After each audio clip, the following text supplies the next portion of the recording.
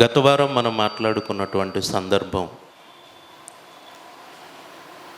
క్రైస్తవ్యంపై మతోన్మాద దాడులు ఎందుకు జరుగుతున్నాయి అన్నది మొదటి భాగంగా మనం మాట్లాడుకోవటం జరిగింది. తిరిగి ఈవేళ మతోన్మాదులు చేస్తున్నటువంటి దాడులకు క్రైస్తవులుగా మన స్పందన ఎలా ఉండాలి, మనం ఏ విధంగా స్పందించాలి అన్నటువంటి విషయాన్ని దేవుని వాక్యానుసారంగా, అలాగే ప్రస్తుతం మనకి భారతదేశంలో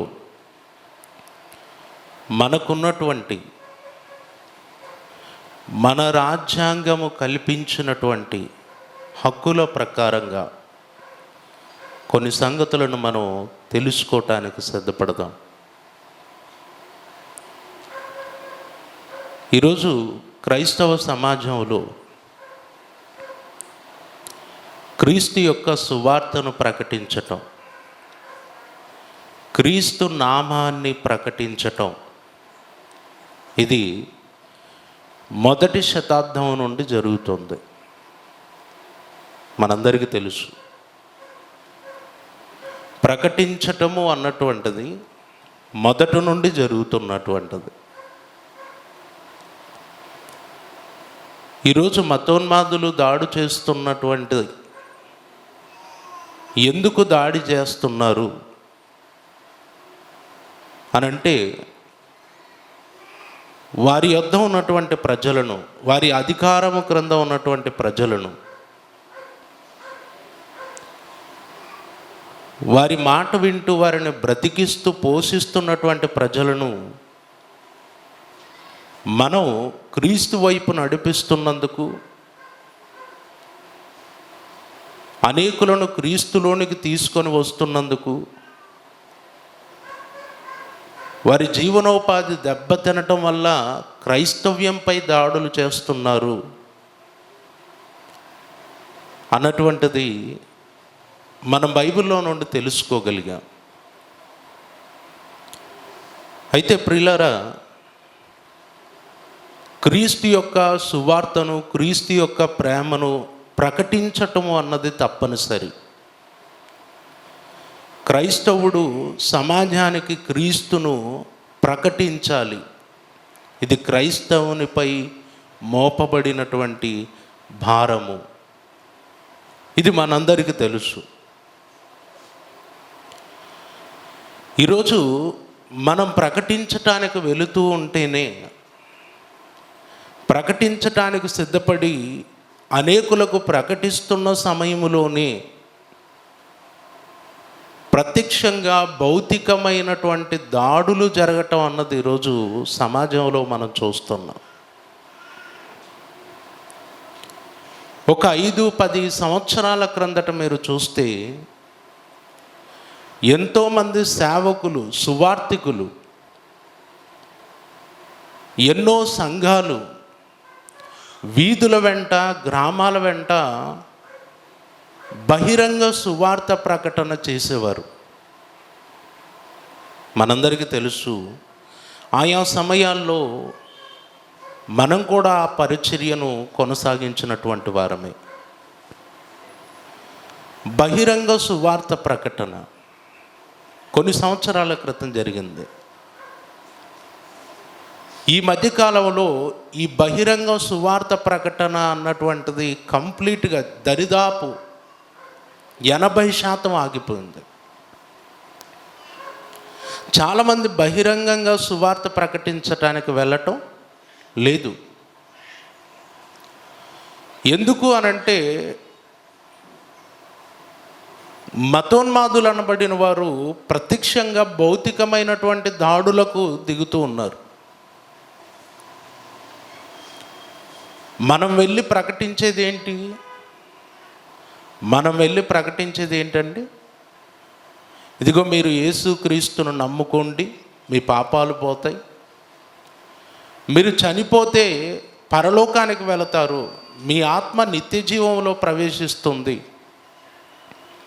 మీ ఆత్మను రక్షించుకోవటానికి ప్రభు యొద్దకు రండి అని ప్రకటిస్తున్నటువంటి ఈ మాటల వల్ల వారికి ఏమైపోతుందంటే,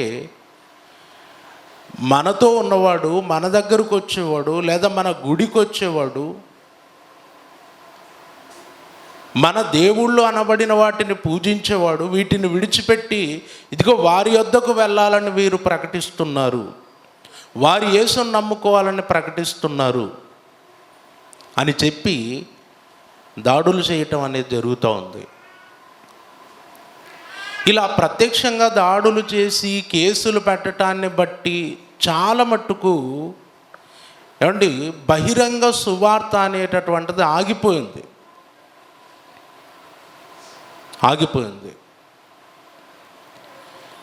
ఆగిపోయినటువంటి క్రమంలో కొంతమంది ప్రత్యేకంగా దీని కొరకు ప్రార్థనలు చేస్తున్నారు. దేవా, ఈ సమస్యలు తొలగిపోవాలి, ఈ మతోన్మాదుల దాడులు తొలగిపోవాలి, త్వరగా సువార్త ప్రకటించటానికి మీరు మాకు ద్వారం తెరవాలి, మరలా మేము సువార్తను ప్రకటించడానికి వీధుల్లో గ్రామాల్లో వెళ్ళిపోవాలి, సువార్త ప్రకటించటం ఆగిపోయింది అని చెప్పి చాలామంది బాధపడుతూ ప్రార్థనలు చేస్తున్నవారు క్రైస్తవ్యంలో ఉన్నారు. కానీ ప్రియులారా, ఇలాంటి వారందరికీ కూడా తెలియవలసినటువంటి ఒక ప్రాముఖ్యమైనటువంటి సంగతి అదేంటంటే, సువార్తను బంధించటము అన్నది ఎవరి తరము కానే కాదు. సువార్తను బంధించగలరండి? సువార్తను బంధించగలరా? ఒక క్రైస్తవుని బంధిస్తారేమో కానీ సువార్తను బంధించగలరా? పౌలు గారిని బంధించారు కానీ సువార్తను బంధించగలిగారా? లేదు. అసలు సువార్తను బంధించటం అనేటటువంటిది ఎవరి తరము కాదు. మరి ఈరోజు క్రైస్తవ సమాజంలో అనేక మంది అనుకుంటున్నది ఏంటి? సువార్త ఆగిపోయింది, ప్రకటించటం ఆగిపోయింది, మనం వెళ్ళటానికి లేదు, మనం ప్రకటించటానికి లేదు అనుకుంటున్నారు. కానీ ప్రియులారా, మతోన్మాదులు దాడి చేయటానికి కారణం, తర్వాత మనం సువార్త ఆగిపోయింది అని అనుకోవటానికి కారణం ఒకటే. మతోన్మాదులు దాడులు ఎందుకు చేస్తున్నారు అంటే, మనం ఇక్కడ నుండి వెళ్ళి వారి ఇంటి వద్దకు వెళ్ళి వారి ముందు మైకు పెట్టి ఇదిగో యేసు ప్రభుని నమ్ముకోండి, యేసు ప్రభు యొద్దకు రండి అని బహిరంగంగా వారిని పిలుస్తూ ఉన్నాం. ఇది వారికి సమస్యగా ఉంది, ఇది వారికి ఇబ్బందిగా ఉంది. మనం ఇలాగే ప్రకటించాలి అని మనం అనుకుంటున్నాం. ఎందుకు ఇలాగే ప్రకటించాలనుకుంటున్నాము అంటే, బైబిల్లో అపోస్తులు అలాగే ప్రకటించారు బహిరంగంగా. సమాజ మందిరాల్లో అనేక ప్రాంతాల్లో అపోస్తులు అలాగే ప్రకటించారు. కాబట్టి ఈరోజు మనము కూడా అలాగే ప్రకటించాలి. అలా ప్రకటించటం అనేటటువంటిది చెయ్యాలి అని మనం ముందుకు వెళ్ళిపోయాం.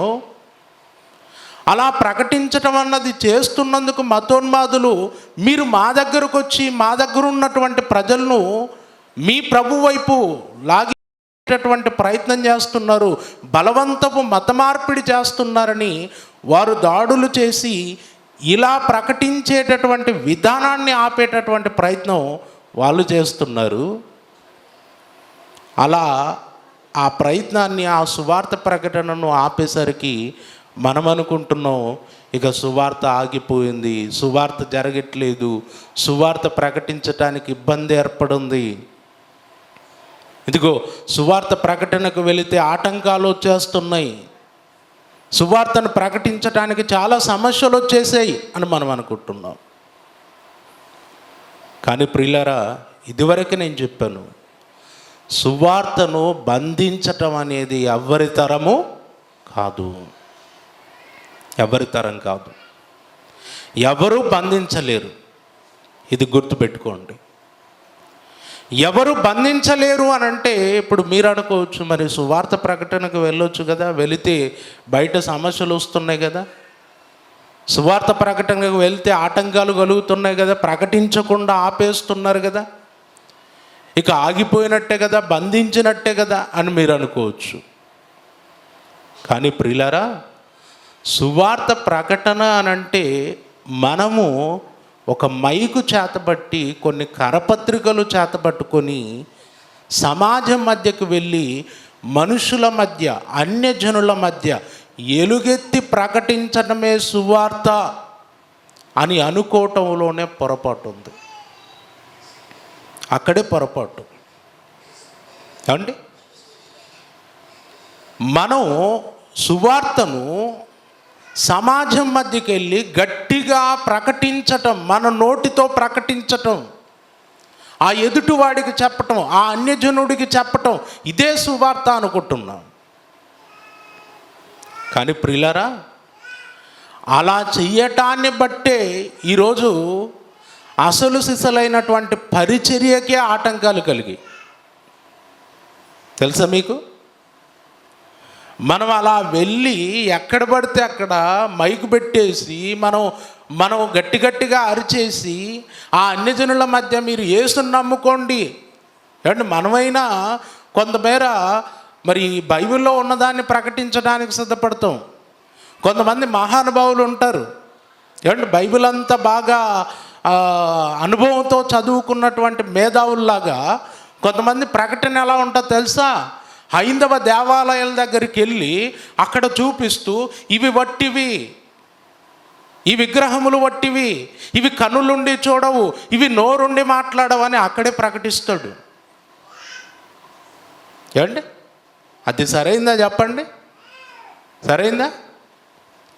మనము వీధి సువార్త ప్రకటించాం. మనం ఎలా ప్రకటించామంటే యేసుప్రభుని నమ్ముకోండి, యేసుప్రభుని నమ్ముకుంటే పాపక్షమాపణ కలుగుతుందని గతంలో ప్రకటించాం కొంతకాలం. కొంతమంది మేధావులు ఎలా ప్రకటిస్తారంటే హైందవ దేవాలయాల దగ్గరికి వెళ్ళి అక్కడ నిలబడి మహానుభావుడు 115వ కీర్తన తీసి చదువుతాడు. ఇవి కన్నులుండి చూడవు, ముక్కుండి వాసన చూడవు, ఏమండి చేతులుండి ముట్టుకొనవు, నోరుండి మాట్లాడవు.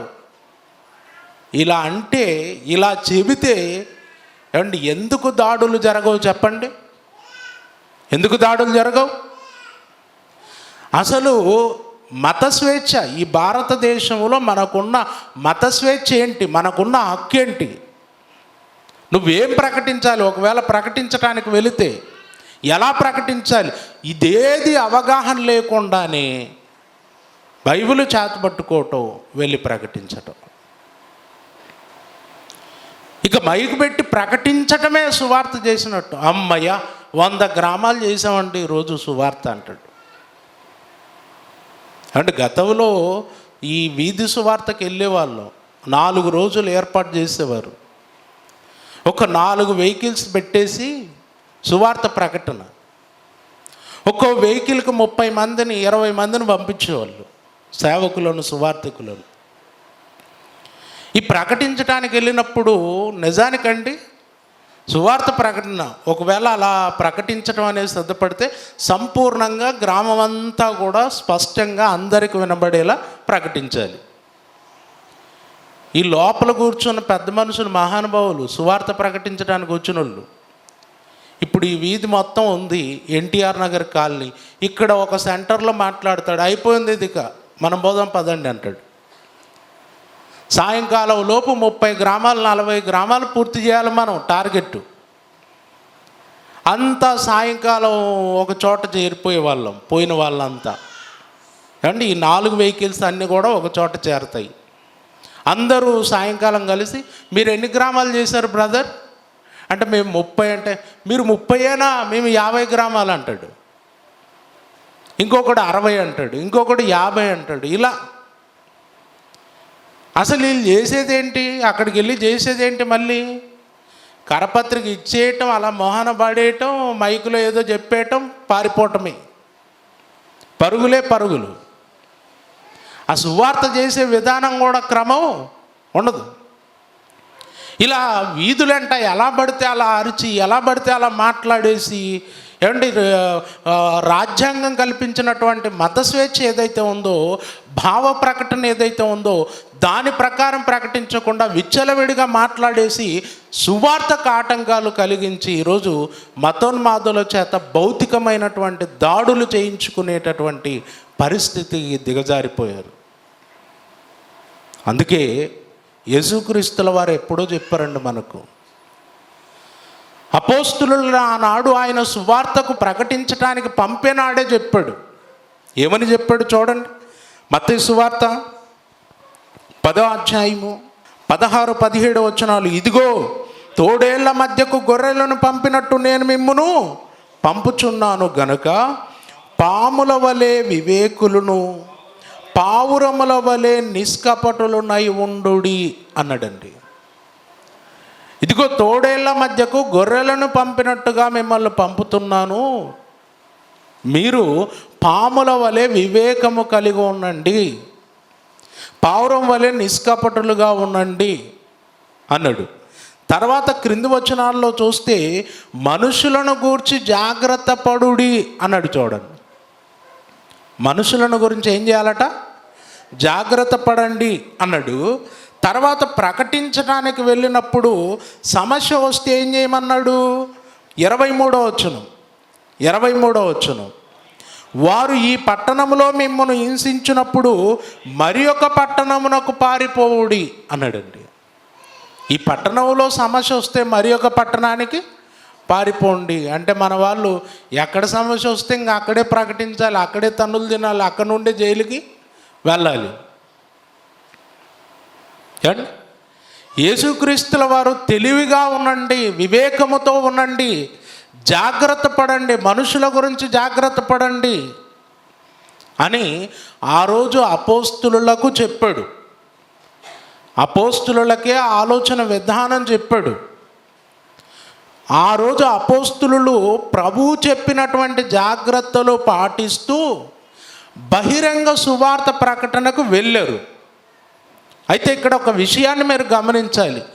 ఈ బహిరంగ సువార్త ప్రకటన, ప్రకటించటం, ప్రకటింపబడేది వినటం అనేటటువంటిది ఇశ్రాయేలీయులలో మొదటి నుండి ఉంది. ఎప్పటి నుండి ఉంది? మొదటి నుండి ఉంది. ఎందుకంటే ఇశ్రాయేలీయులకు మొదట నుండి ప్రవక్తలు ఉన్నారు. ఎవరు? ప్రవక్తలు. ప్రవక్తలు అనబడిన వారు మొట్టమొదటిగా ఏదైనా కానీ రాజులకు తెలియజేసేవారు. రాజులు వినకుండా ప్రజలను తమకిష్టం వచ్చినట్టుగా నడిపిస్తూ దేవునికి శత్రువులుగా మారుస్తున్నటువంటి పరిస్థితుల్లో ఈ ప్రవక్తలు అనబడిన వారు అప్పుడు ప్రజల్లోకి వెళ్ళి ప్రకటించేవారు, ప్రజల్లోకి వెళ్ళి ప్రజలతో మాట్లాడేవారు. ప్రజల్లోకి వెళ్ళి ప్రకటించినప్పుడు ఆ మాటలు వినటానికి సిద్ధపడేవారు ఇశ్రాయేలీయులు. అంటే ఇశ్రాయేలీయులలో మీరు జ్ఞాపకం ఉంచుకోండి, ఇశ్రాయేలీయుల ప్రవక్తలు ప్రకటించటము అనేటటువంటిది, అది వినటము అనేటటువంటిది ప్రారంభము నుండి జరుగుతూ వస్తుంది. కనుక ఇశ్రాయేలీయుల మధ్యకు వెళ్ళి సువార్త ప్రకటించటానికి వెళ్ళగానే వాళ్ళు ఏమనుకుంటారు? ఆ ప్రజలు ఏమనుకుంటారు? ఓహో, ఏదో దైవ సంబంధమైనటువంటి విషయాన్ని ప్రకటించడానికి వచ్చారు. ఎవరు వచ్చారు? ఆయన ప్రవక్త, ఎవరాయన అని తెలుసుకునేటటువంటి ప్రయత్నం చేస్తారు. మీరు చూడండి, బాప్తిసం ఇచ్చి యోహాను వచ్చి ప్రకటించటం మొదలుపెట్టాడు. అప్పుడు వెంటనే ఆయనని ఏమని అడగటానికి పంపించారండి? నువ్వు ఏలియావా? నువ్వు ఆ ప్రవక్తవా? నువ్వు మెస్సియావా అని అడిగారు. అంటే వారిలో ప్రకటించటం అనేటటువంటిది ఉంది. ఆ ప్రకటన అనేది వినగానే ప్రజలు ఏమైపోయేవారు? ఏదో దేవుడు ఒక సమాచారాన్ని పంపించేవాడు, అది ప్రకటించటానికే ప్రవక్త వచ్చాడు, లేదా అతను ప్రవక్త ఎవరు ఏంటనేది వాళ్ళు తెలుసుకొని వినటానికి ఇష్టపడేవారు. కాబట్టి యేసుక్రీస్తుల వారు మీరు ప్రకటించటానికి వెళ్ళండి అని చెప్పాడు. ఇప్పుడు అదే ఫాలో అవుతున్నాం మనం కూడా ఈ భారతదేశంలో ఏం చేస్తున్నాం? మన దేశంలో మన ప్రజల మధ్య మనం ఏం చేస్తున్నామండి? మనం కూడా అదే ఫాలో అవుతున్నాం. మనం ప్రకటన మైక్ తీసుకొని ప్రకటించడానికి బయలుదేరుతున్నాం. ఇప్పుడు మన దగ్గర సువార్త ప్రకటించడానికి వెళ్తే మన వాళ్ళు ఏమనుకుంటారు? ప్రవక్త వచ్చాడు, ఏదో ప్రకటిస్తున్నాడు, ఏదో విందాం అనుకుంటారా? అలా అనుకుంటారండి? అలా అనుకుంటారా? లేదు. బట్టలు తీసుకొని వచ్చాడా? ఏమన్నా వస్తువులు తీసుకొని వచ్చాడా? దేని గురించి ప్రకటన అని వింటారు. అదేనే కాదండి? ఏమండి, ఇక్కడ ప్రవక్తలు వచ్చి ప్రకటిస్తారనే ఆలోచనతో ఉన్నారా ప్రజలు? అలా ఉన్నారండి.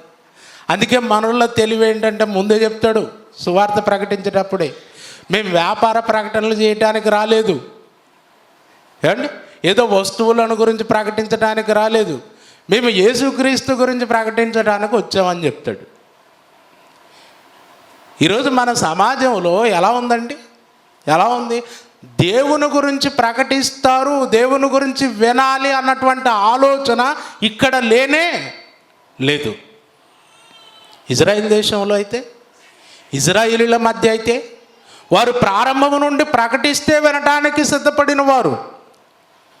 ప్రకటనలు వినటం అది దైవ సంబంధమైనటువంటిది. దేవుడు ఒక ప్రవక్తను పంపితేనే ఇలా ప్రకటించటం అనేది జరుగుతుందన్నటువంటి అలవాటు, అవగాహన వారికి ఉంది. ఇక్కడేముంది? నువ్వు మైక్ పట్టుకొని స్టార్ట్ చేసావంటే ఏ వ్యాపార ప్రకటనో లేదంటే ఏ షాప్ గురించి చెప్తున్నాడో అనుకుంటారు. ఇక మనం వెళ్ళి వీధులంటా సువార్త ప్రకటిస్తే ఇది యేసుప్రభు గురించి, దైవం గురించి ఇది వినాలి అనే ఆలోచన ఉంటుందండి? ఉంటుందా? ఉంటుందా చెప్పండి? లేదు. ఈ దేశంలో వ్యాపార ప్రకటనలు వింటారు, దేని గురించి అయినా చెప్పు వింటారు. సువార్త ప్రకటన అంటే సమస్య వస్తుంది. అందుకే ఇప్పుడు మనకేం ఉండాలి? ఆనాడు అపోస్తులులకు ప్రభు ఏదైతే చెప్పాడో చెప్పిన దాని ప్రకారం ఇప్పుడు మనకు వివేకం ఉండాలి. మనకేముండాలి? వివేకం ఉండాలి. మనం ప్రకటించటం అయితే మానుకోం, అది మాత్రం గుర్తుపెట్టుకోండి. మనము ప్రకటించటం అయితే మానుకోము, కానీ ప్రకటించేటటువంటి విధానం మారాలి. ఏం మారాలి? ప్రకటించేటటువంటి విధానం మారాలి. సువార్త ప్రకటన అనగానే ఈరోజు మైకు చేతబెట్టి వీధులెంట ప్రకటించుకుంటూ పోవటమే అని చెప్పి అలా ప్రకటించి సమస్యలు తెచ్చిపెట్టారు.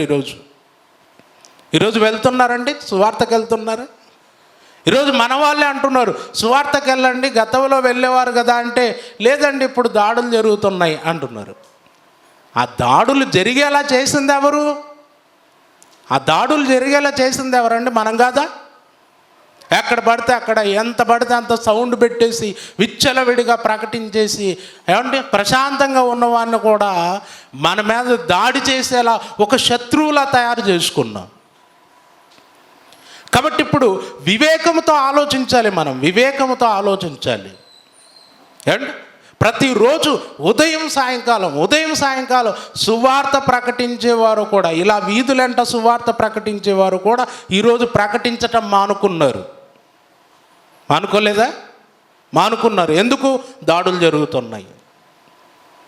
మరి ఇది ఎలా తెలివిగా మనం మరి తిప్పికొట్టాలి? లేదంటే మనం ప్రకటించటం ఆగిపోకుండా మనం ఎలా పరిచర్యను కొనసాగించాలి అనంటే దాని కొరకు ఒక మంచి ఆలోచన ఏంటంటే, మనం ప్రభువు చెప్పినటువంటి వివేకము కలిగి ఉండి సువార్త ప్రకటన అనగానే మనం మైకు చేతబట్టి, కరపత్రికలు చేతబట్టుకొని, లేదా చిన్న క్రొత్త నిబంధన బైబిళ్ళు చేతబట్టుకొని తెలియని వానికి పంచిపెట్టి వానికి ప్రభువును గురించి ప్రకటించటం అనేది కాదు.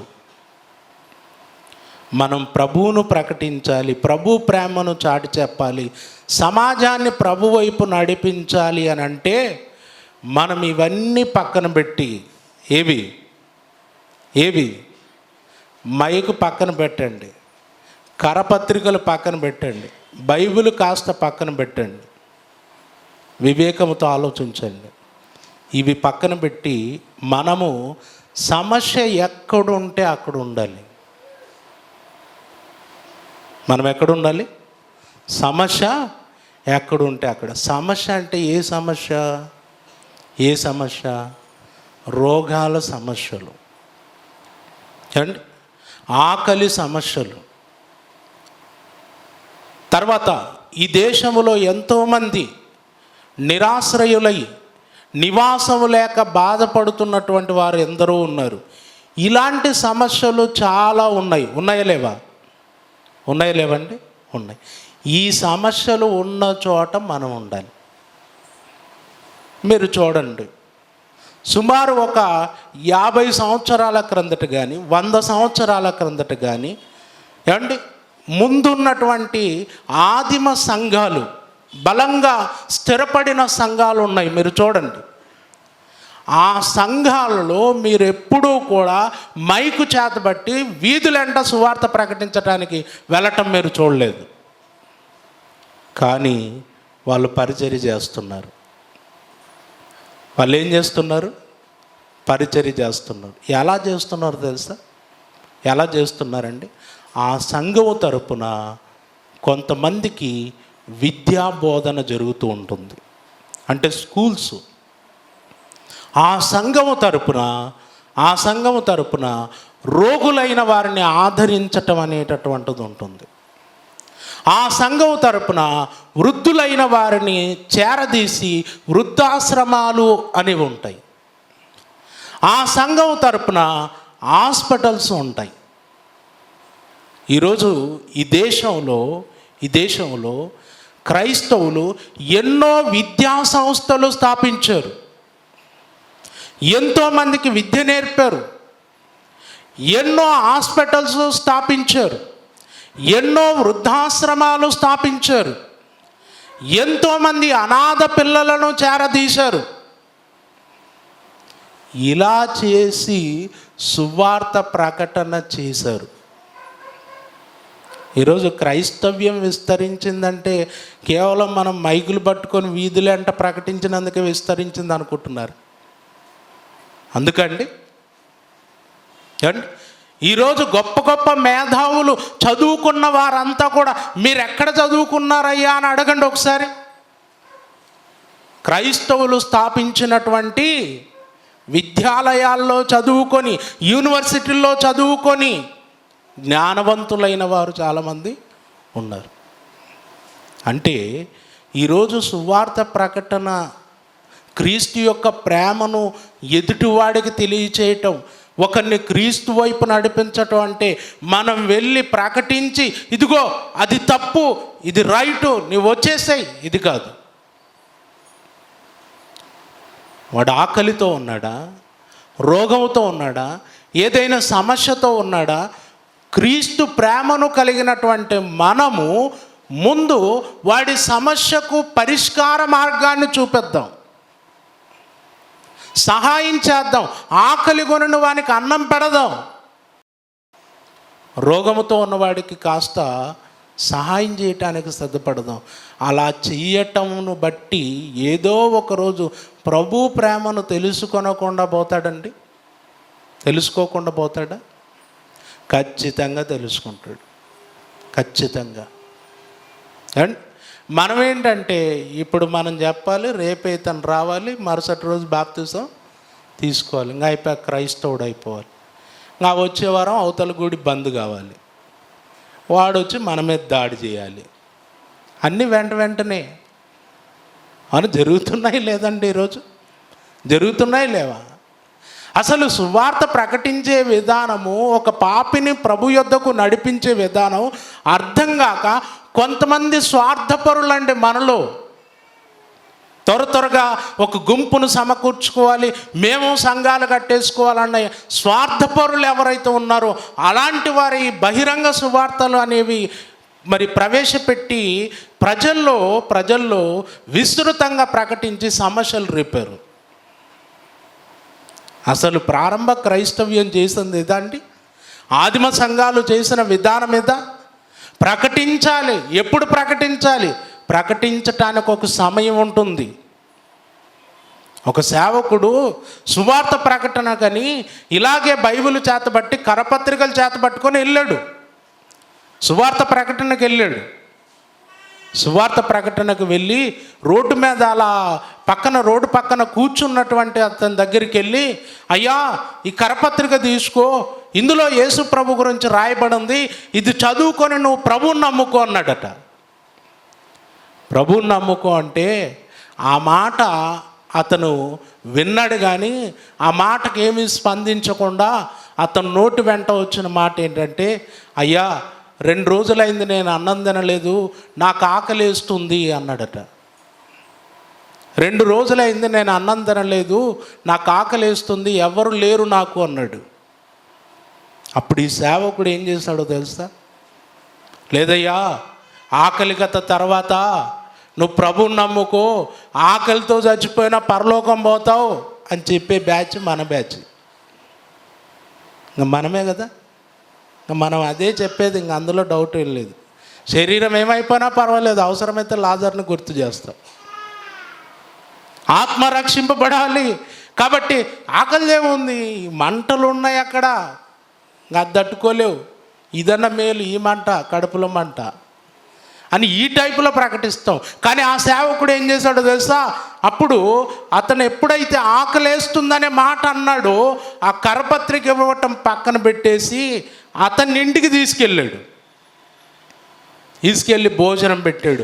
పరిస్థితులను అడిగితే అతను చెప్పాడట, నాకు పిల్లలు ఉన్నారు, కుటుంబం ఉంది, కానీ ఎవ్వరూ కూడా పట్టించుకోరు, వృద్ధుడనైపోయానని చెప్పేసి నన్ను బయటికి ఎంటివేశారు అన్నప్పుడు అతను ఆలోచించి, ఇలాంటి వృద్ధులు చాలామంది ఉంటారు, పిల్లలు ఉన్నా ప్రేమించక బయటికి గెంటివేయబడి రోడ్డున పడినటువంటి వృద్ధులు, ఆకలితో అలమటించేవారు చాలామంది ఉంటారని చెప్పి ఆ రోజు అతను సువార్త ప్రకటన, బహిరంగ సువార్త ప్రకటన చెప్పటం పక్కన పెట్టి ఆ రోజు నుండి అతను చేసింది ఏంటంటే, ఇలాంటి వృద్ధులైన వారు ఎక్కడెక్కడ ఉన్నారు, ఎవరు అనాథలుగా ఉన్నారు, ఎవరు ఆశ్రయం లేక ఉన్నారు, ఎవరు పిల్లల చేత ఆదరింపబడక బయటికి గెంటివేయబడిన వారు ఉన్నారని వెతికి వెతికి వెతికి అందరిని సమకూర్చి ఒక వృద్ధాశ్రమాన్ని స్థాపించాడు.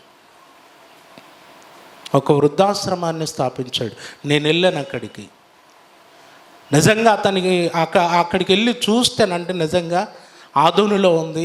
అతను వెళ్ళి పిలవగానే ఆ పెద్దవాళ్ళండి చిన్నపిల్లల్లా పరుగున అతని దగ్గరికి వచ్చేస్తారండి. చిన్నపిల్లల్లా లేచి అందరూ సార్ వచ్చాడు అని చెప్పేసి పరుగున వచ్చేసి అందరూ పలకరిస్తారు, అందరూ వందనాలు పెడతారు. అందులో ఏమండి క్రైస్తవులైన వారు తక్కువ, మిగతా మతాలకు చెందిన వారే ఎక్కువ. కానీ వారిని ఎప్పుడూ కూడా బలవంతంగా మళ్ళీ మీరు ప్రభువుని నమ్ముకోండి అని చెప్పలేతను. అతను ముందు ప్రేమించటం, వారికి ఆకలి తీర్చటం, వారికి ఆహారం పెట్టడం, ఇదే చేస్తూ వస్తున్నాడు. తర్వాత వాళ్ళే ప్రభువుని నమ్ముకున్నారు, వారే ప్రభువుని అంగీకరించారు, వారే ప్రభు ప్రేమను తెలుసుకున్నారు. ప్రియులారా, ఈరోజు ఈ విధానంలో సువార్త ప్రకటించటానికి వెళితే దాడులు జరుగుతాయి చెప్పండి మీకు. ఇదంతా పక్కన పెట్టేసి మనం ఏం పెట్టాం? టార్గెట్ అంతా ప్రకటించటమే. ఇప్పుడు మళ్ళీ దాడులు కాస్త ఆగిపోయి వాళ్ళు కూడా దాడులు చేసే విధానం మార్చారు తెలుసా? ఇప్పుడు వీధులంట సువార్త ప్రకటించడానికి వెళితే ఒకప్పుడు భౌతికమైన దాడులు చేశారు. ఆ భౌతికమైన దాడులు చేయటంతో మన వాళ్ళు ఆగిపోయినా మళ్ళీ ఏదో ఒక రకంగా ప్రకటించే ప్రయత్నం చేస్తున్నారు. వాళ్ళ మీద రివర్స్ కేసులు పెడుతున్నారు. ఈ సమస్యలు ఎందుకు అని చెప్పి వాళ్ళు కూడా ఈ కేసులు పడకుండా జాగ్రత్తగా తెలివిగా వాళ్ళు ఏం చేశారంటే వాళ్ళ విధానం మార్చుకున్నారు. ఎలా మార్చుకున్నారు అంటే, వీళ్ళు ప్రకటించేటటువంటి యేసే ఒక తప్పుడు వ్యక్తి అనేటటువంటి విషయాన్ని మనం చిత్రీకరించాలి. అది కూడా బైబిల్లో నుండే చూపించాలి. బైబిల్లో ఉన్న మాటల చేతనే వారిని తిప్పికొట్టాలి, వారు ప్రకటించేటటువంటి సువార్తను ఆపేయాలి అని చెప్పి వాళ్ళు ఇప్పుడు బైబిల్ మీద దాడి చేయటం, బైబిల్లో ఉన్న విషయాలను ఎత్తి మాట్లాడటం మొదలుపెట్టారు. బైబిల్లో ఉన్న విషయాలు ఎత్తి మాట్లాడటం మొదలు పెడితే మనల్ని ఏమన్నా తక్కువలా? నువ్వు బైబిల్ మీద మాట్లాడితే మేము కూడా మాట్లాడతాం. స్టార్టింగ్లో బైబిల్ మీద మాట్లాడితే బైబిల్ మీద వాడు ఏదైతే ప్రశ్న సంధించాడో దానికి సమాధానం చెప్పటం మొదలుపెట్టారు. మొదలుపెట్టి ఇలా కుదరదని చెప్పేసి వీళ్ళు రూటు మార్చారు. ఇప్పుడు ఇక నువ్వు బైబిల్ మీద మాట్లాడితే మేము వేదాల మీద మాట్లాడతాం, హైందవ గ్రంథాల మీద మాట్లాడతాం. జరుగుతున్నాయి ఇవన్నీ, జరుగుతున్నాయి. వాడు ఒక షార్ట్ ఫిలిం తీశాడు అవతలోడు. నెక్స్ట్ వీళ్ళు ఏం చేశారు, మన వాళ్ళు ఏం చేశారు, మన వాళ్ళు ఒక షార్ట్ ఫిలిం తీశారు. మళ్ళీ వాడు ఒకటి తీశాడు. మనోడు అంటున్నాడు ఇక ఆగదు, ఇది ఒకటి తర్వాత ఒకటి వస్తూనే ఉంటుంది అంటున్నాడు. ఇప్పుడు నువ్వు షార్ట్ ఫిలిం లాగకుండా తీస్తావేమో, సువార్త ఆగిపోద్ది. ఆడు ఏం చేస్తాడు, భౌతికమైన దాడులకు దిగడా. ఏమంటే మనం ఎప్పుడైనా చూడండి, న్యాయంగా మనం కొంతవరకే మాట్లాడగలం. తర్వాత దాడి చేయటానికి సిద్ధపడితే మాత్రం మనం అక్కడ ఏమైపోతాం, ఆగిపోతాం. మనం కూడా దాడి చేస్తామా? ఆగిపోతామా? మనం కూడా దాడి చేస్తామండి. మనం ఆగిపోతాం. కనుక ఇక్కడ తెలివి ఉండాలి, ఆలోచన ఉండాలి. వాడు మనల్ని దారి మళ్ళించాడు. మన పని, మన పరిచర్య మనల్ని చేసుకోనివ్వకుండా వాడు దారి మళ్ళించాడు. అండ్ ఈ దేశంలో మత కలహాలు రేపటానికి మనల్ని అందరిని కూడా దారి మళ్ళిస్తున్నారు. ఇది అర్థం కావట్లేదు. ఇదిగో బైబిల్ మీద వాడు మాట్లాడుతున్నాడు, మనం వాడి గ్రంథాల మీద మాట్లాడాలి. ఇక్కడ ఒక విషయాన్ని మీరు గమనించారు లేదు, మనవాడు ఒకడు హైందవ గ్రంథాలలో ఉన్నటువంటిది ఇదిగో ఇది సరైనటువంటిది కాదు అని షార్ట్ ఫిలింలు తీసి చూపిస్తున్నాడు. బాగా వినాలి. ఒకడు ఇలా చూపిస్తున్నాడు, ఇంకొకడు ఏం చేస్తున్నాడు తెలుసా, మనవాడే మళ్ళీ హైందవ గ్రంథాలలో యేసు ఉన్నాడు అంటున్నాడు. హైందవ గ్రంథాలు ఎవరున్నారట? యేసు అన్నాడు. సర్వపాప పరిహారో రక్త ప్రోక్షణ ఆవశ్యకం, తదురక్తం పరమాత్మైన పుణ్యదాన బలియాగం. ఇది ఎవరి గురించి అనుకుంటున్నావు? మన ప్రభు గురించే అన్నాడు. ఇప్పుడు మనలో ఒకడేమో అవన్నీ కూడా కల్పితాలు అని ఒకవైపు మాట్లాడుతూ షార్ట్ ఫిలింలు తీస్తూ పోతున్నారు. ఇంకొకడు ఏం చెప్తున్నాడు, మనలోని వాడే ఇంకొకడు ఏం చెప్తున్నాడండి, ఆ గ్రంథాల్లో యేసు గురించి ఉంది అని చెప్తున్నాడు. ఒక ఆయన ఏకంగా నాకు దేవుడు అవకాశం ఇస్తే ఇంటింటికి ఆ వేదాలు పంచుతాను అన్నాడు. ఇప్పుడు ఇద్దరు ఏకమై మళ్ళీ వాళ్ళ మీద దాడి చేస్తున్నారు. వాళ్ళే అంటున్నారు, ఒరే బాబు మీరు మా దాంట్లో తప్పు ఉందంటారా, మా దాంట్లో మీ యేసు ఉన్నాడు అంటారా? చెప్పండి, ఏం చెప్తారు చెప్పండి అంటే వీళ్ళకి సమాధానం లేదు. ఎలా మారిపోయారు చూడండి. అంటే ఎవడి స్వార్థం వాడదు దీంట్లో. ఎవడు పాపులారిటీ కొరకు వాడు వెతుక్కుంటున్నాడు, ఎవడు గొప్పవాడు కావటానికి వాడు ప్రయత్నం చేస్తున్నాడు. అండ్ ఈరోజు ఆ ఎవడో క్రీస్తు మీద మాట్లాడితే వాడిని పైకి లేపారండి, బాగా పైకి లేపారు, బాగా పైకి తీసుకొచ్చారు, పెంచి పోషించారు. మన వాళ్ళే పెంచి పోషించారు. ఇప్పుడు అలా పైకి తీసుకొచ్చి మళ్ళీ ఇప్పుడు వాడిని ఎలా ఆపాలి అని ఆలోచన చేస్తే ఈలోపు మన కొంప కాలిపోయిందా లేదండి? ఇప్పుడు రాను ఇంకా సమస్యలు పెరుగుతాయే తప్ప తగ్గేటటువంటి పరిస్థితి లేదు. మరి ఏం చేయాలంటే సువార్త ప్రకటన విధానం మార్చుకోవాలి. మొట్టమొదటిగా సువార్త ప్రకటన విధానం మార్చుకోవాలి. వీధులెండ ప్రకటించటం కాదు, సమస్య ఉన్న చోట ఉందాం, ఆకలితో బాధపడుతున్న వారి దగ్గర ఉందాం, రోగంతో బాధపడుతున్న వారి దగ్గరికి వెళ్దాం, రోగులను పరామర్శిద్దాం, ఆకలిగా ఉన్న వారికి అన్నం పెడదాం, క్రీస్తు ప్రేమను మనం చూపిద్దాం. తర్వాత ఒకడు క్రీస్తు ప్రేమను తెలుసుకుంటాడు, మనం చెప్పాల్సిన అవసరం లేదు, తెలుసుకుంటాడు. సువార్త ప్రకటన విధానాన్ని మార్చండి.